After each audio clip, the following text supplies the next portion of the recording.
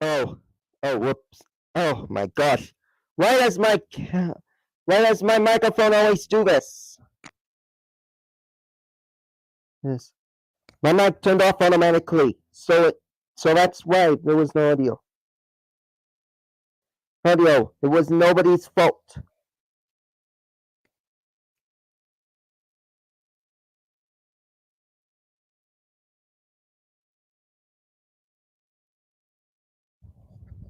Hold.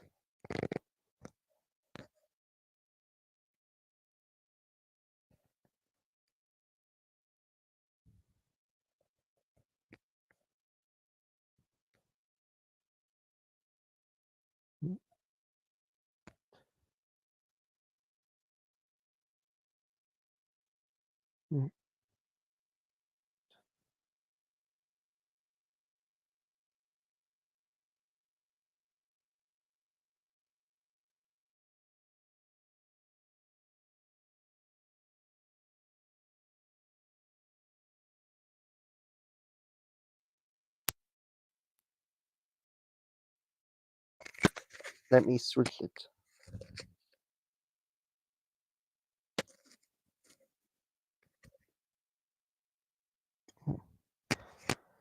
These people don't have proper. These people who fought the Sarah Squad and the Little Destiny crew and the Miley and Friends characters of the detectives have no accuracy whatsoever. Ever when it came to that.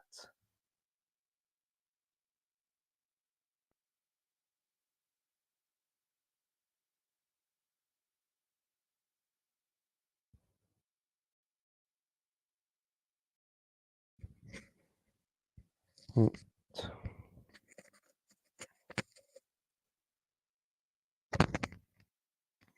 Right.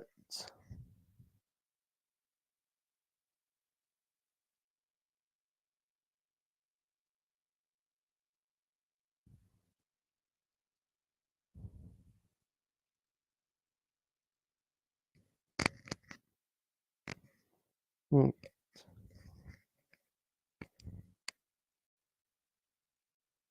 Mm. It gave me.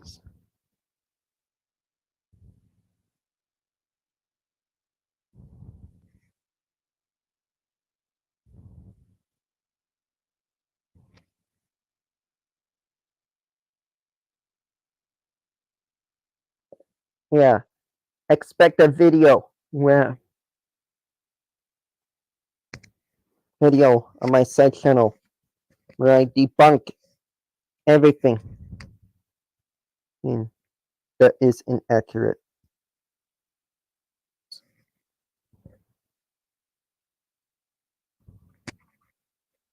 It's when Navigator made the post on me. Let me show you that. Same inaccuracies. Yes. And how the hell are they even ripoffs of the PJ Masks? They don't even have superpowers. Powers. Yes. Nor are they dogs, so they cannot even be the ripoffs to Paw Patrol in the first place. So it's impossible. Oh.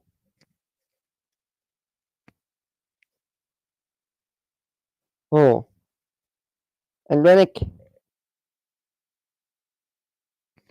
came to the quote unquote not strong enough to punch and go adult.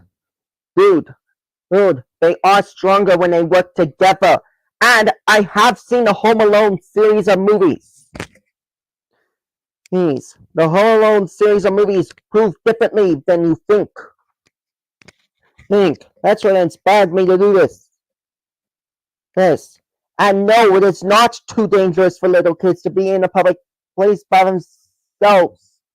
Oh, I've seen real life kids out in the public place by themselves. Those before. Oh, and didn't you see the Rugrats movie? Hey, everyone, run, brother. Babies did a big journey by themselves.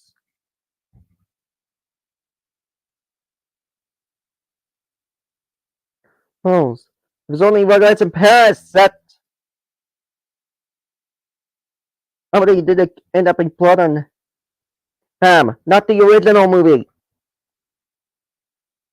And as for Nick, I mean, I said I can handle their thoughts on Sarah. I already know its backstory was false, and it was proven. And and no, I did not try to get Sean a false hate base. Sean tried to get me and Caesar a false hate base because not only was he attacking me, he was also attacking Caesar. They were not criticizing me. And while I do understand that they were trying to help Adam and Darren, they unintentionally hurt them as well. Oh, and it made Caesar pissed. Pissed. And I do not deny the fact when I am in the wrong unless I am actually in the wrong or if there are inaccuracies like this one. Fun. So I have to rule his rope was being impossible and inaccurate, all of it. It.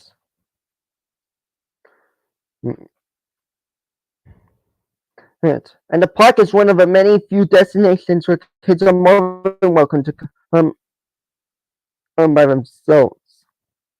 Girls, either just to have fun or just to relax a little bit.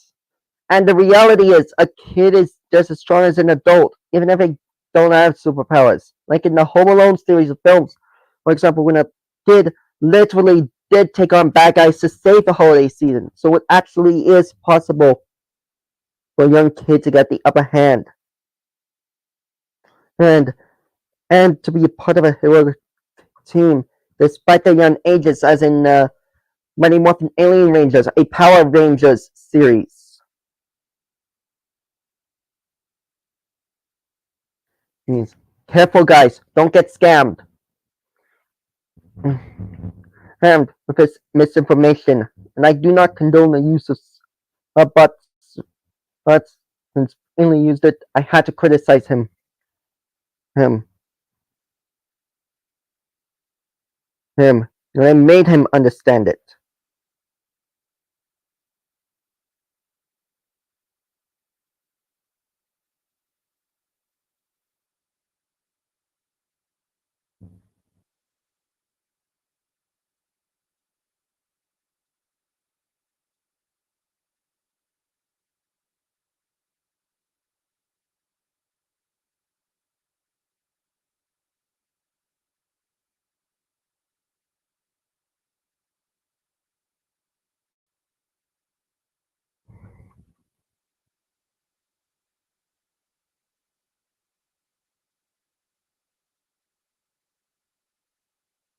Uh, and I've been in contact. Look at this, you guys. This was from Rex O'Miller. He said people are forcing him to do stuff with his content. Dude, cannot force people to do stuff with your content. And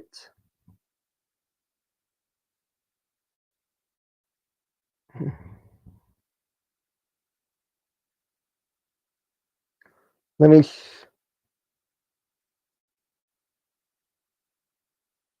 let me show you the difference between cartoon logic and realism.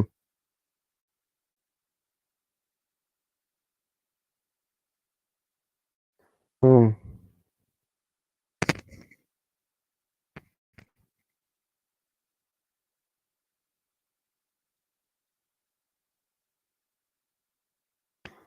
Hmm.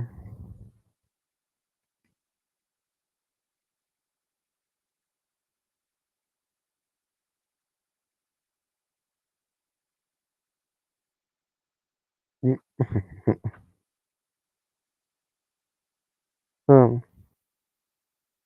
According to Sam O'Sullivan, with every year that comes, the more impressive games get. You know, control the game like we are.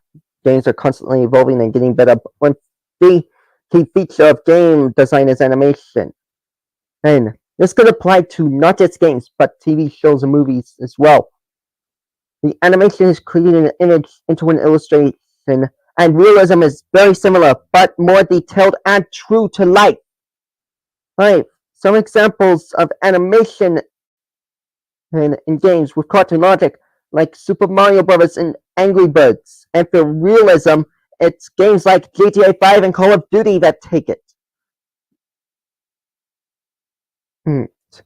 And although realism has become extremely popular over the past few years, first, it's slowly taking over the animation sphere as games are becoming more and more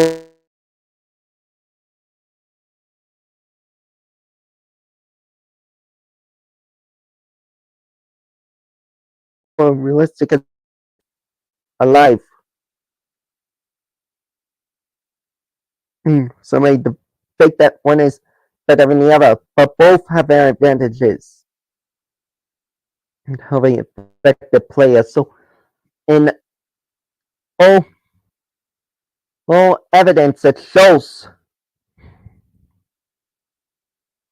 it's possible for both to be better than each other. They're equal.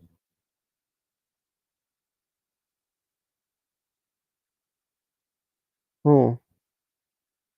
And according to Monash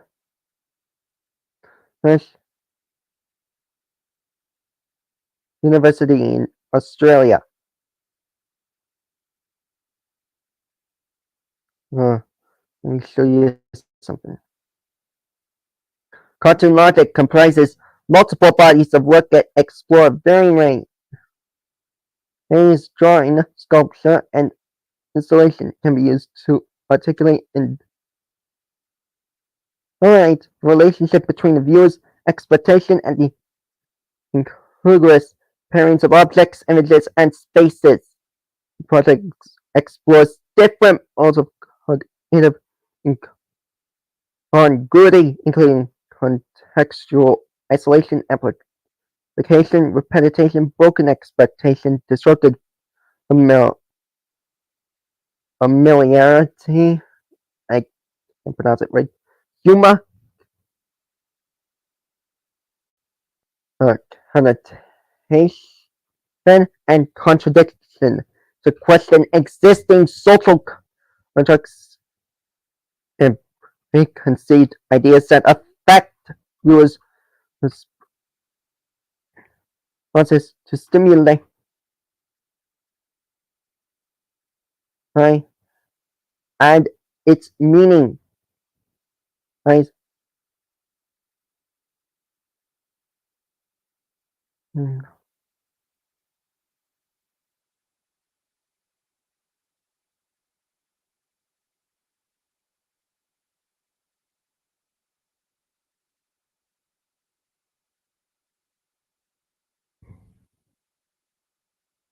And according to BigBlueBackpack.com, cartoon physics are more logical than you think they are.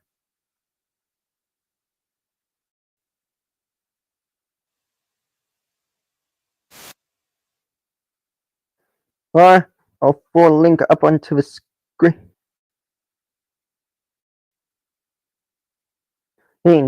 if you guys want to check it out.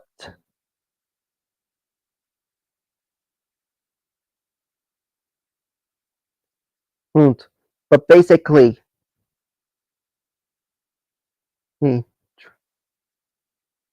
transcript wise.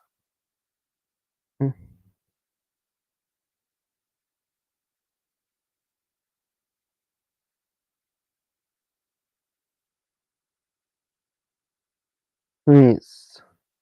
These genre conventions don't come out of nowhere. They exist for a reason.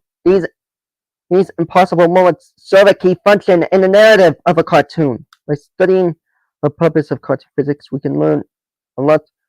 The cartoon is communicating to us. It's so on the matter of the Mary Sue topic.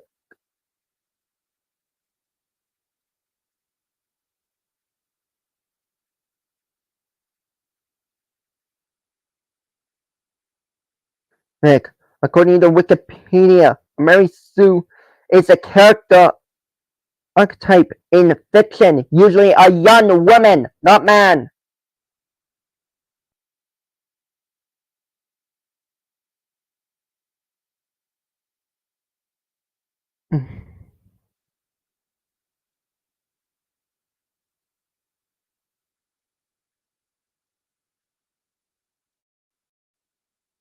Hmm. Who is often portrayed as an explicitly competent across all domains, gifted with unique talents and powers, liked or respected by most other characters, unrealistically free of weaknesses, which is not true.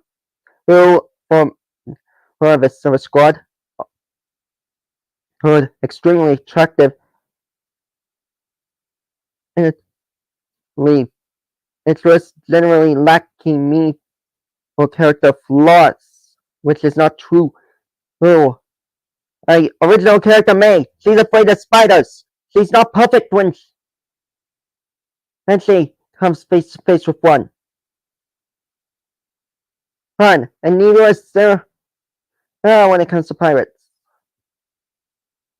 It's usually female and almost always the main character. Not the case in all my videos. Mary Sue's often and offers idealized self-inspiration and may serve as a form of wish fulfillment. Mary Sue's stories are often written by adolescent authors. Right.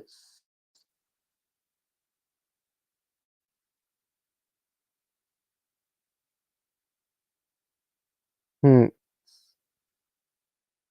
It's actually originating from a fan fiction. The term Mary Sue was coined actually by Paula Smith in 1970. The parody short story A Turkey's Tale as the name of a character standing in for idealized female characters in the widespread in Star Trek fan fiction. The term has been applied to male characters as well, but a male character with similar traits may be labeled as a Gary Stu or a Marty Stu.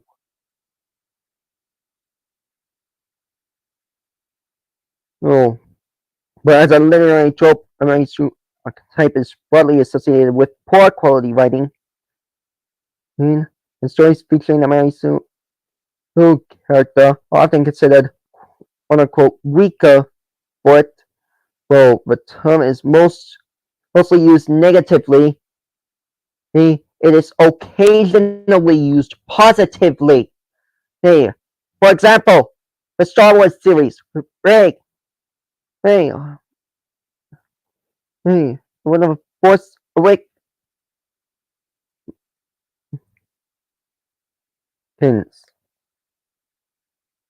and Kara Houdini, according to TV tropes. Quote,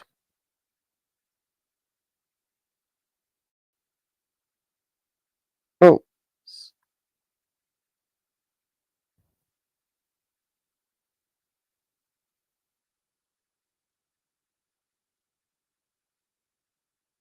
ropes. It is often shocking and downright upsetting to see such scoundrels dodge instant karmatic punishment and come out triumphant in the end. But as frustrating as it does not necessarily make the story worse, as long as it doesn't feel forced, contrived, or even short-sighted. Regardless, the trope runs a high risk of leaving the audience first for emotional process unsatisfied. However, they become so interested in seeing the villain they projected the hate into get the full culprits, and it may or may not come by the end. And when it doesn't, you can expect them to complain about it and clamor for a sequel where the villain does get their comeuppance, or alternatively, they'll try to satisfy their frustratingly unfulfilled desire for recognition by writing their own.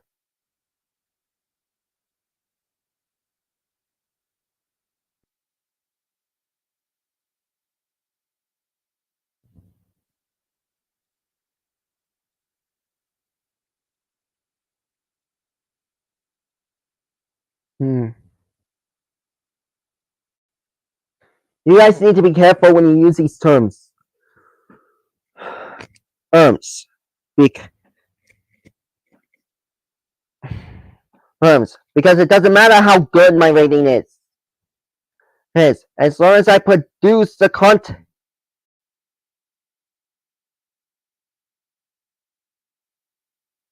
content you all enjoy.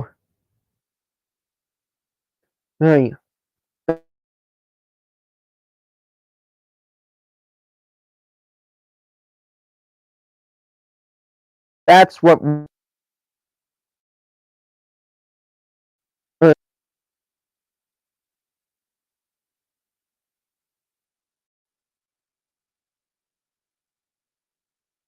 hurts.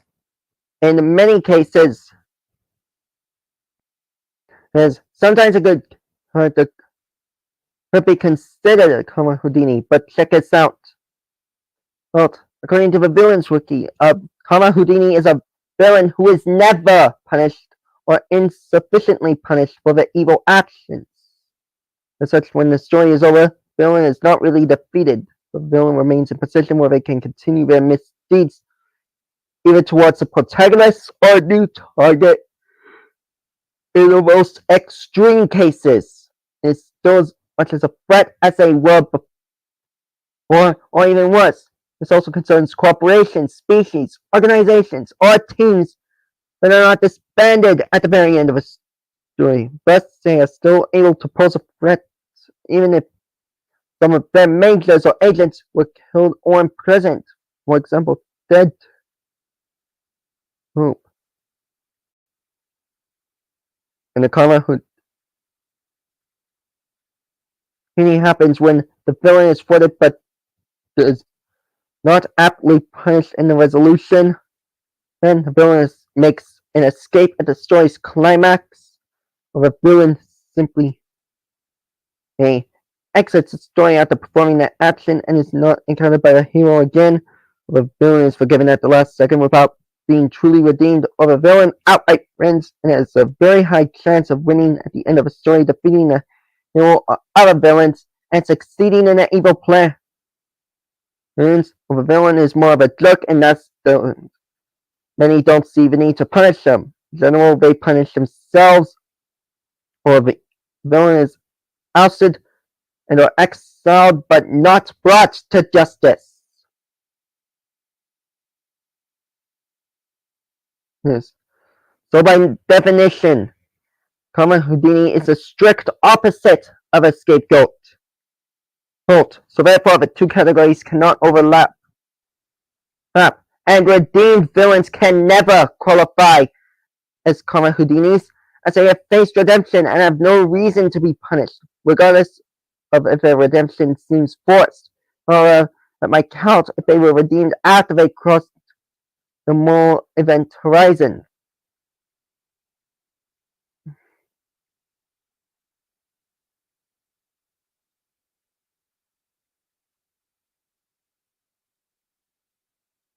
And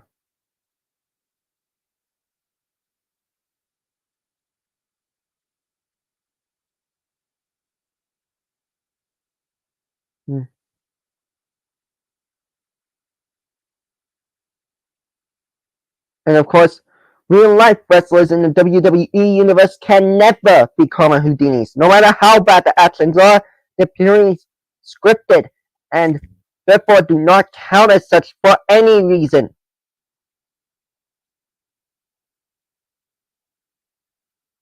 Hmm.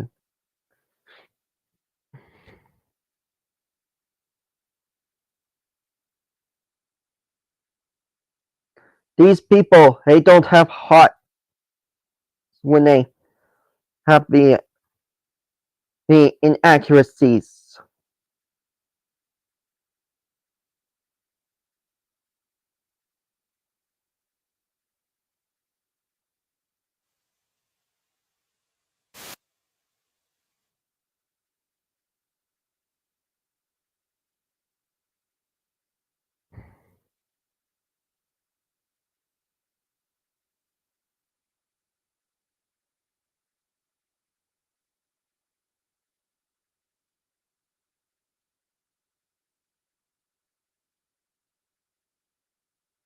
Hmm.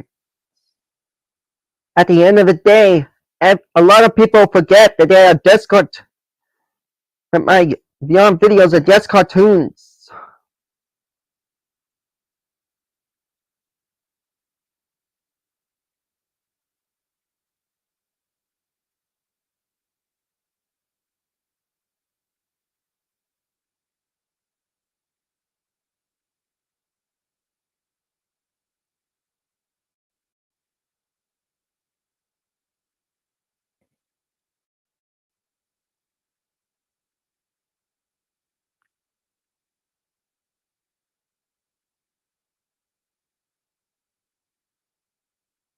These people don't have heart.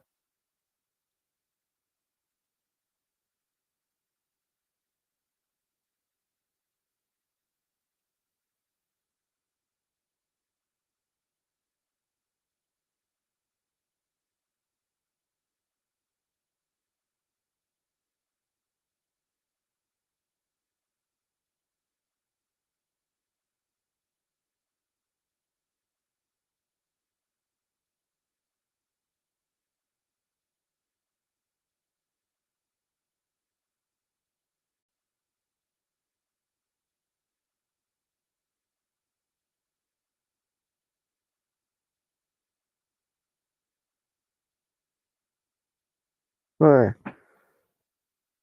So yeah, guys, you cannot fall for this fake news. When you fall for the fakes, it is very likely that you're gonna end up falling for misinformation. These people don't have heart.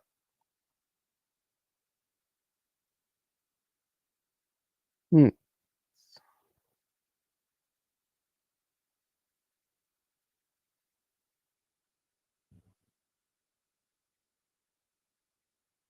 hmm,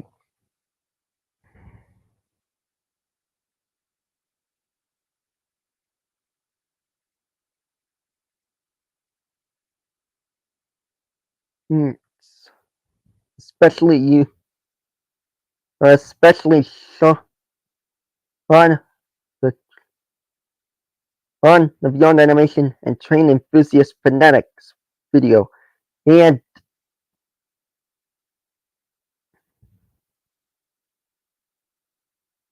he had inaccuracies throughout the entire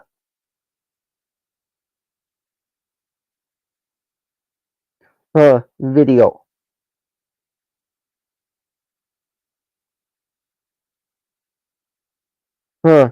Very inaccurate. It, it. So that video is inaccurate. I'm sorry on. It is fake. They got you. I'm sorry. Hmm. And to those of you who fell for the misinformation, and and hope this video changes your mind. Hmm. Do not fall for these fakes. Fakes that only gonna get you more into trouble.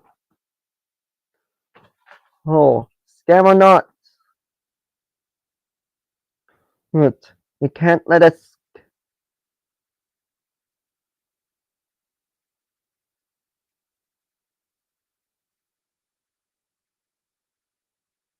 You shouldn't let us scam from a hey YouTube channel with inaccuracies. Please get to you. Oh, this is a wake up call to everyone who fell for this misinformation. So yeah, careful guys, don't get scammed. Hmm.